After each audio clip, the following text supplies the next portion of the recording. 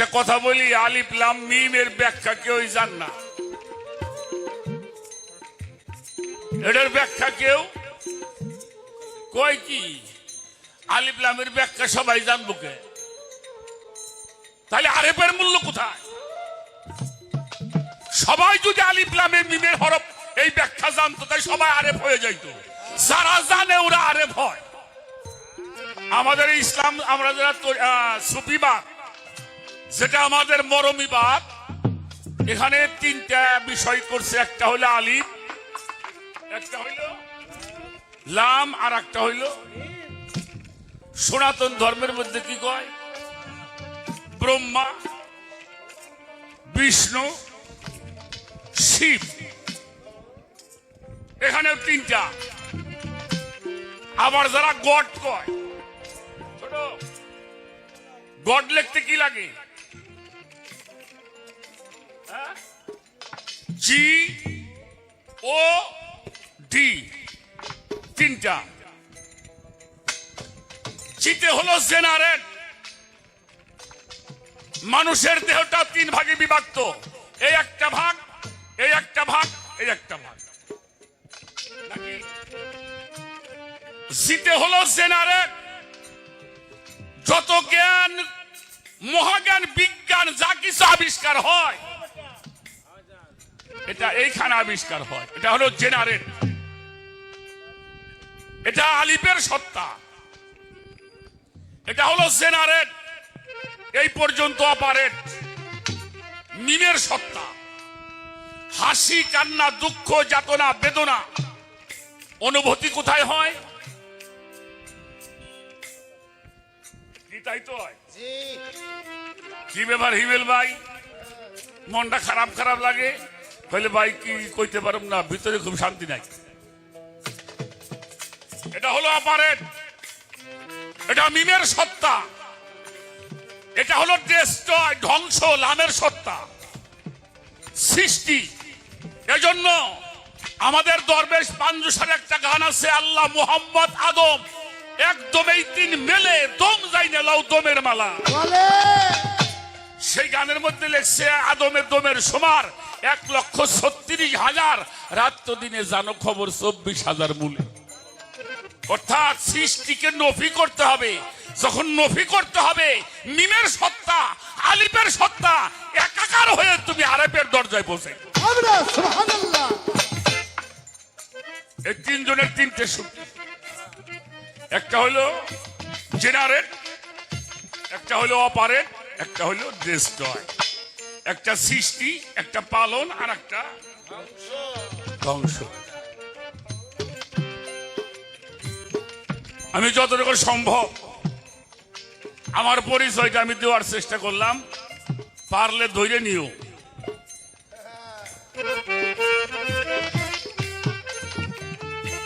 পারলে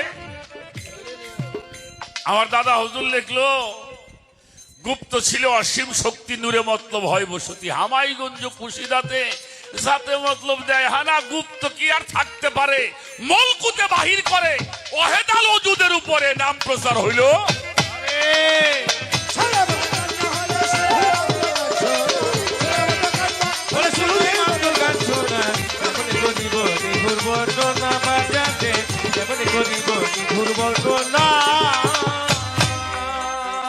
রবে ঘেরা নূর মোহাম্মদ জিন্দা সেহায়ুন সেপা। রবে ঘেরা নূর মোহাম্মদ জিন্দা সেহায়ুন সেপা। রবে ঘেরা নূর মোহাম্মদ জিন্দা সেহায়ুন সেপা।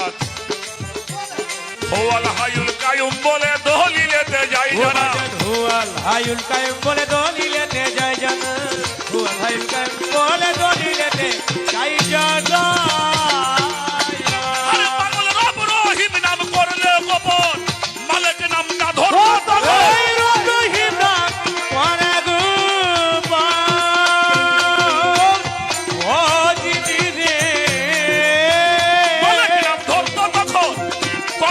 করিল সৃজন লিখতে নিজের কল্পনা। এই কলমকে করিল সৃজন লিখতে নিজের কল্পনা। সৃজন লিখতে নিজের কল্পনা। কেমন করিব বর্ণনায় কেমনে করিব নিগুর বর্ণনা। আমার সোনার মতো কান্নার হইলে শুধুই মাত্র গান শোনা, সোনার মতো কান্না হলে শুধুই মাত্র গান শোনা। বর্ণনা বাজান রে কেমন করিব নিখুঁত বর্ণনা। ভাইয়া তো গুলি জমা আছিল কোনে কে জাগার অভাব নাকি? আল্লাহ দুনিয়া কত জায়গা। আমার তাওর হুজুর হযরত খাজা ইয়ার আলম রহমতুল্লাহ আলাইহি, ওনার একটা গজলের মধ্যে আমি শুনছি আমার আজিজ কাকার মুখে উনি গানটা গাইতো, ওহে ভাস্কর তুমি তুলিতেছ ফটো, যাহা ছিল আমার কর্মফল, তাহা দ্বারা গড়িতেছ তুমি এই নিত্য নতুন রূপ সকল। বেলকুয়াতে তুমি রাখিয়াছ জমা, বুঝিতে পারি না তোমারই মহিমা, নাহিক শক্তি বুঝিতে একরতি, যত কিছু তোমার নাইমেছে। বুধ বুধে সবাই বেড়াইছে ভাসিয়া। এই বসো বসো, এই, এই। এই, ধরো, ধরো। বলো, হাজির।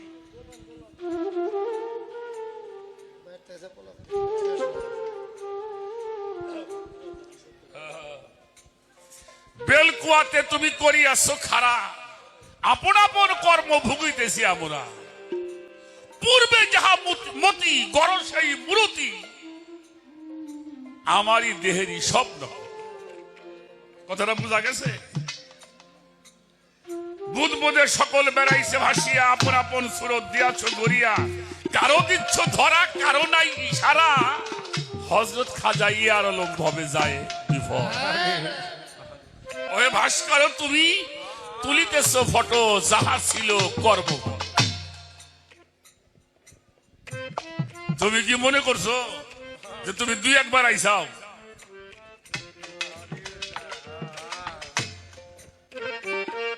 কি কই আমি বুঝি না, আমি নিজেই বুঝি না। বাবাজান গান লেখছে, সাজিয়াছ যেই সাজ করিবে, সেই কাজ নইলে পাবিলাস বিচারের সময়। এমনও সুসাজে যে জনায় সাজায়, মায়ার কুহুকে বলে চেনলে না মন তাহা। যথা যেমন সাজে, সাজের কাজ না দেখায়, কাজের ক্ষতি হলে সাজ নাহি রয়। সে যে মানুষের সাজ করো পশুর কাজ, পশুর কাতারে দাঁড়াবা। বুঝে শুনে কাম করো, যা করবে তাই পাবা। চাপরাশি হইয়া পাহারা না দিলে, সাজের গৌরব বলকি রাখিলে, মনিব তোমারে ঠেকাবে সংসারে, করিয়া লইবে চাপরাশি আদায়। মৌলবী হইয়া কুরআন নাহি বোঝে, নামের মৌলবী নহে কোন কাজে, সাজে দে আলেম কাজে করবে জালেম, লান্নতের তক্তা পড়িবে করে। মনসুব সাজিয়া বসো আদালতে, বিচার না করো যদি আইনের মতে, অবিচার বাদে পড়িবে প্রমাদে, চাকরি রাখা তোমার হবে মহা। দেওয়ান রশিদ কেঁদে বলে প্রভুর নিকটে, এই সাজের কাজ কি প্রভু আমাতে ঘটে, আমি নিরুপায় রেখো রাঙ্গা পাই, এই ভব কুহুকে বাঁচাও। আল্লাহ এটাই বানাইছিল, যার যার করবে সেই রূপ পাইতেছে। খালি যাবা পোশাকটা পাল্টাই দিব। মানুষ সেজেনি খালি পোশাক সেজ। ওই যে নাটক যাত্রা যারা করে, এটা কিসের রুম দিন থাকে রে? ওই যে প্লেয়াররা থাকে, গ্রিন রুম। ওই খালি গ্রিন রুমে যাবি, খালি পোশাক পাল্টাই দে ভাই, ট্যাবের দেওয়ার আইসা সারা। বুঝো না? খালি গ্রিন রুমে ঢুকবা, দেখবো যে আর এক পোশাক পরে বের করে দিছে। এটা যদি মন থাকে। গাও গান গাও। আই সোনার মতো কান্না হলে শুধুই মাত্র গান শোনা, সোনার মতো কান্না হলে শুধুই মাত্র গান শোনা। কেমনে করিব নিখুঁত বর্ণনা বাজান রে, কেমনে করিব নিখুঁত বর্ণনা। 3 লাখ বছর কলম লেখে, আরো সেরই তাকে তাকে। 3 লাখ বছর কলম লেখে, আর ছেড়ো তাকে তাকে। 3 লাখ বছর কলম লেখে, আরো সেরই তাকে তাকে। লা ইলাহা ইল্লাল্লাহ ইয়াকে, কি সুন্দর এক নমুনা। কি সুন্দর এক নমুনা। লা ইলাহা ইল্লাল্লাহ ইয়াকে, ওই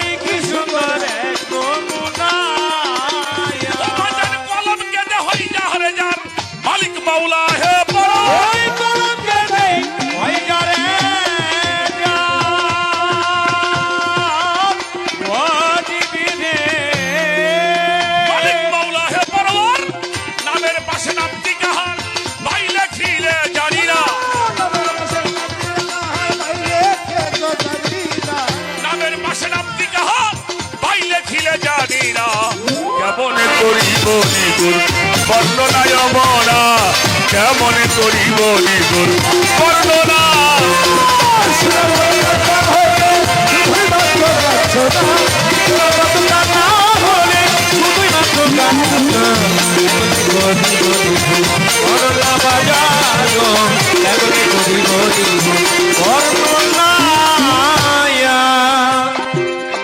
কুরসির উপর কাদের গলি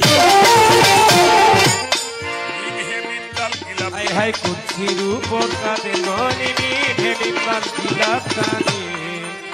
কুরসির উপর কাদের গলি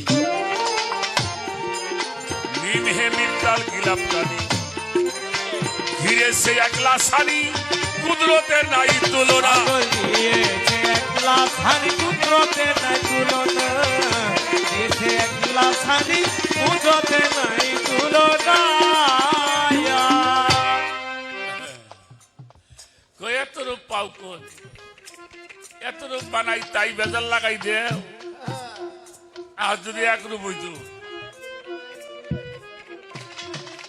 কন্টি বাবা কি বেজালটা লাগতো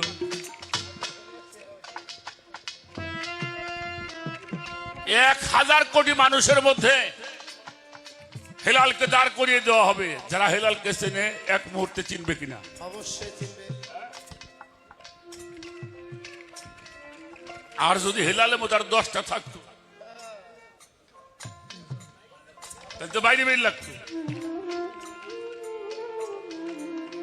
এই জন্যই উনি পরমেশ্বর উনি সৃষ্টিকর্তা উনার কোনো মেশাল নাই সৃষ্টিরও কোনো মেশাল নাই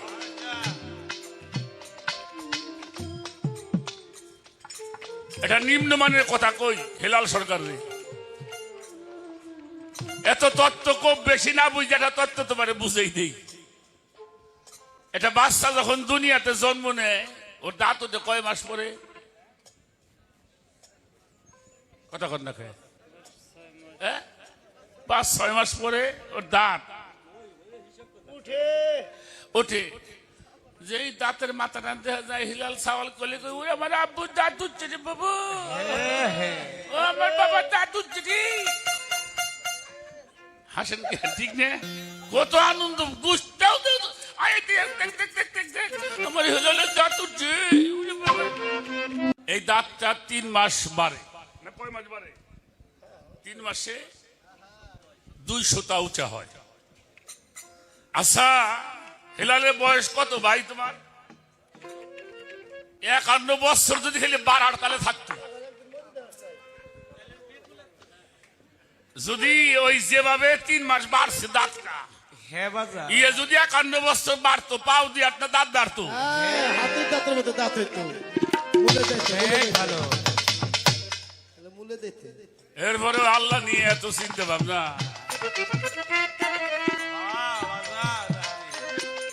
ঠিক না কথাটা তাহলে যেখানে যা প্রয়োজন এই দাড়ি গাছি নাভি পর্যন্ত নামে না একই জায়গায় পাশাপাশি এই বুড়োটা কিন্তু দাড়ি এই পর্যন্ত আসে না তাহলে এখানে সৌন্দর্যের জন্য যাহা করা হয় আপনি চেষ্টা করলে বাড়াইতে পারবেন যে আমার শহর বুড়া 1.5 হাত লম্ব আধা তো কোনই নহে নিজে নিয়ে চিন্তা করলে আল্লাহরে নিয়ে চিন্তা করতে হয় না আমি যদি আমাকে নিয়ে ভাবি আর দুনিয়ার তত্ত্ব খুঁজতে হয় না হেলাল সরকার এজন্য বলেছেন তোমাকে তুমি চিনলে আমাকে চিনতে পারবা কোথায় কি প্রয়োজন আমি সাধকের 3টে গানের 4টে গানের কথা বলছি হালিম সাহেবের একটা গান দিয়ে তোমার বললাম আমার দেওয়ান সাহেবের একটা গান আমার দাদা হুজুরের একটা গান আর আমার খাজা ইয়া আলমের একটা তোমারে দিলাম চিন্তা করো চিন্তা করে খুঁজে খুঁজে বের করে দেখো সবই তোমার কাছে আছে কোনো কিছুই তোমার দূরে তাই উনি গান লিখছেন হাই শোনার মতো গান না হলে শুধুই মাত্র গান শোনা শোনার মতো গান না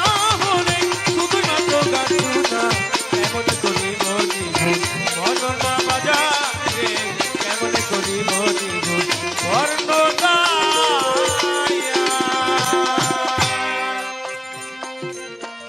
একটা গান লাস্টে গাইলো, কি গানটা যিনি গাইলো রে?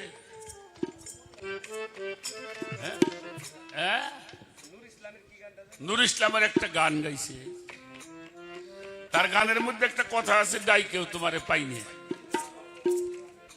হ্যাঁ, বিধি তোমার রঙ্গমঞ্চে আমি এসে খুব সেজেছি। অর্থাৎ উনি ডাকে পায় না, ডাকলে পাওয়া যাবে না। তো ডাকলে কখন পাওয়া যাবে? উদুনি আস্তার জেবলাকুম, একলা হয়ে ডাক দিবা, সঙ্গে সঙ্গে উত্তর পেয়ে যাবা।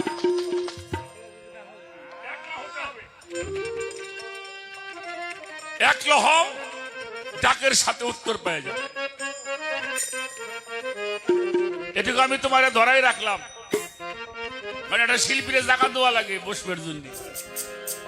এই যে আল্লাহ বলছে একলা হয়ে ডাক দিবা, একলা হও, ডাক দিবা, উত্তর পাবা। শুধু উত্তর নাই, সামনে দেখতেও পারবা। সুবহানাল্লাহ। উদুনি আস্তাজেবলাকুম, একলা হয়ে যাও। তুমি তো দুনিয়াদারি নিয়ে আসাও, বাড়ির চিন্তা, গাড়ির চিন্তা। হ্যাঁ, কুরআন শরীফের মধ্যে একটা আয়াত আছে, হ্যাঁ, লা তাকরাবুস সালাতু আনতুমুস সুকারা। ছোট শোনো, এখানে আমাদের দেশে তাফসীর হয়েছে, তাদেরকে আমি খারাপ বলি না। কেন বলি না? তাফসীরটা এই জন্য উল্টা করছে, তারাও তো ওই জায়গায় বসে রয়েছে।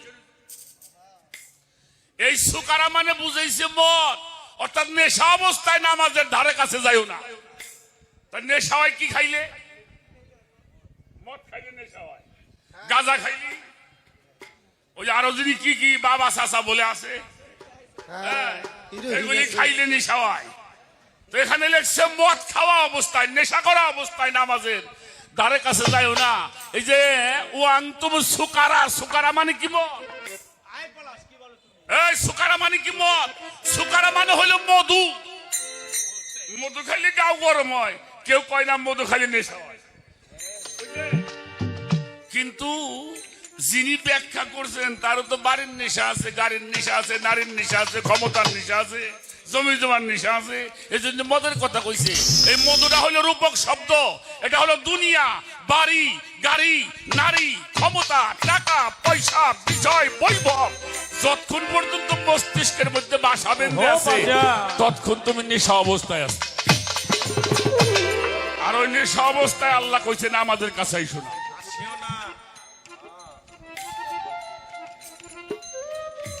নেশামুক্ত হতে হবে, নেশামুক্ত হয়ে একা হতে হবে। উত্তরও পাইবা, দেখাও। সোনার মতো কান্না হইলে শুধুই মাত্র গান শোনা, সোনার মতো কান্না হলে শুধুই মাত্র গান শোনা। এমন করিব নিগুণ বর্ণনা বাজান যে, এমন করিব নিগুণ বর্ণনা। কুরসির উপর কাদের গনি, মিম হে মিম দাল গিলাপ টানি। কুরসির উপর কাদের গনি, মিম হে মিম দাল গিলাপ টানি। কুরসির উপর কাদের গনি, মিম হে মিম দাল গিলাপ টানি। ঘিরে সে এক লাসানি কুদরতের নাই তুলনা। দিয়েছে একলা সানি কুদরতের নাই তুলনা। দিয়েছে একলা সানি কুদরতের নাই তুলনা।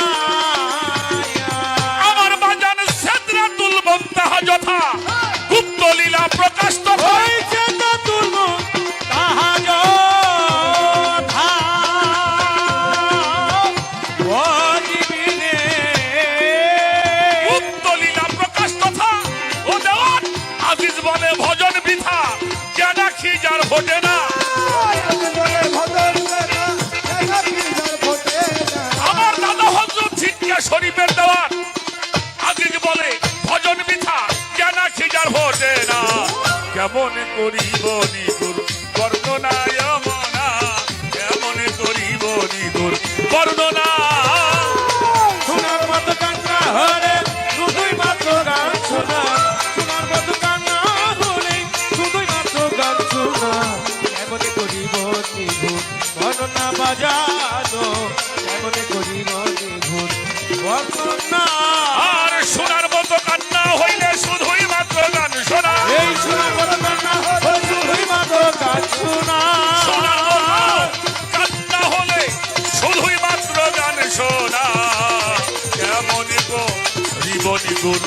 বর্ণনা অমনা কেমন গো জীবনী ঘুর বর্ণনা অমনা কেমন গো জীবনী ঘুর বর্ণনা শোনার মতো কান্না হলে শুধুমাত্র গান সোহরা পাগল শোনার মতো কান্না হলে শুধুমাত্র গান শোনা কেমন গো জীবনী ঘুর বর্ণনা অমনা কেমন গো জীবনী ঘুর বর্ণনা অমনা